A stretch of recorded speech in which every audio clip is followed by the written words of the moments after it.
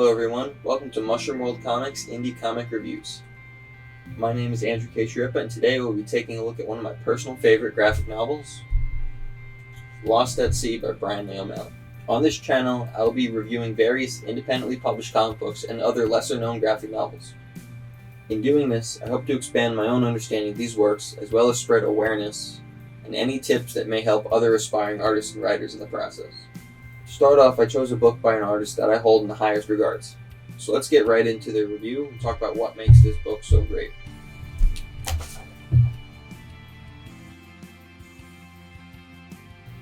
Many people know of Brian's most popular work, Scott Pilgrim, but unless you are a die-hard fan such as myself, it's possible that you may never have heard of this book.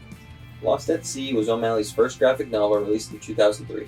I discovered this book in 2013 while combing through the shelves at Barnes & Noble's. The 10-year anniversary edition caught my eye. This was around the time when I was first getting into reading and collecting comics. I've read through it a number of times, and I'm able to relive the story each time just as I experienced it initially. Since then, I've actually had the book signed by Brian at the 2017 Five Points Festival in New York City.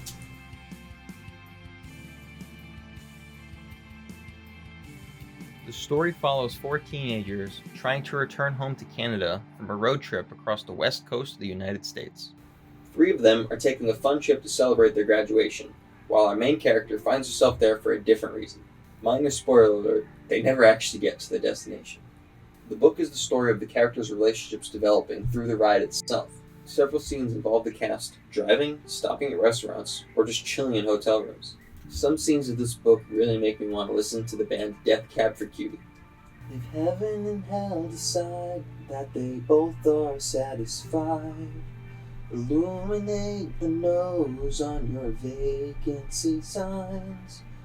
As a matter of fact, I recommend that you listen to the album Plans while reading this book. If there's no one besides you when your soul embarks, then I'll follow you to the dark.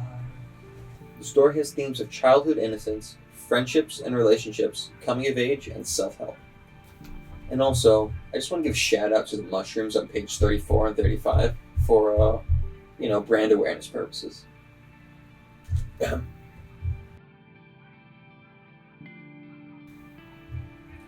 first of which, of course, is Riley, our main character. She's an 18-year-old girl that mostly keeps to herself. Over the course of the story, she opens up a bit more and lets her new friends, particularly Steph, in on her troubles and woes. Throughout the book, Riley acts as a narrator. As her thoughts wander, so does the information she gives the reader.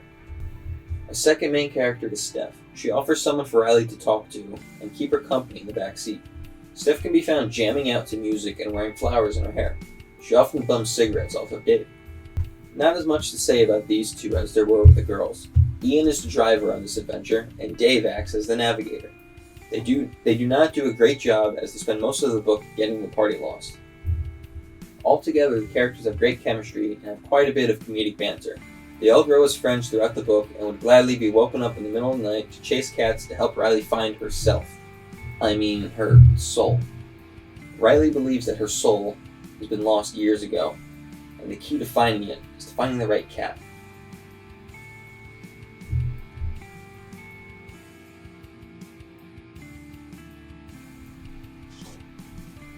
First off, I'm just going to say that I absolutely love the art style in this book.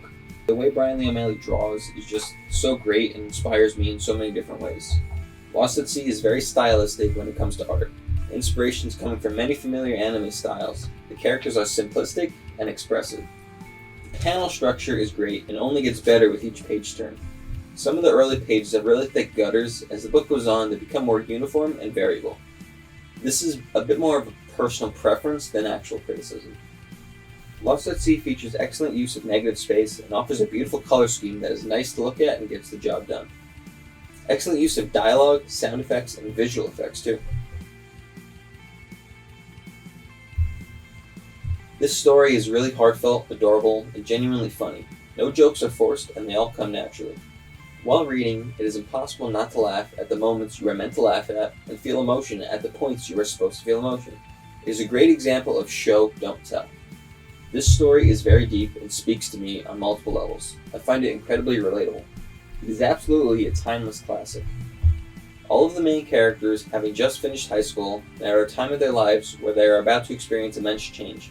I find myself in a similar boat having just finished college. If you're going through anything in life, then this is the perfect book to help you get through it. This book tells you that friends and relationships may come and go, and family can sometimes bring hardships, but the most important thing to know is that life ticks on, and you never know what the next day will bring. Lost at Sea is absolutely a book that every aspiring graphic novel writer should have in their collection.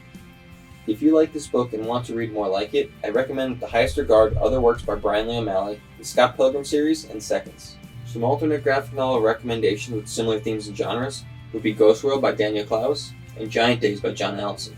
Thank you for watching. If you enjoyed this video, please like it. If you want to see more like it, please subscribe and share it with friends. If you have any questions, comments, or want me to review your comics next, please leave a comment down below. Here at Mushroom World Comics, we encourage you to never stop reading. Read as many books as possible. For why live just one life when you can live 1,000 lives?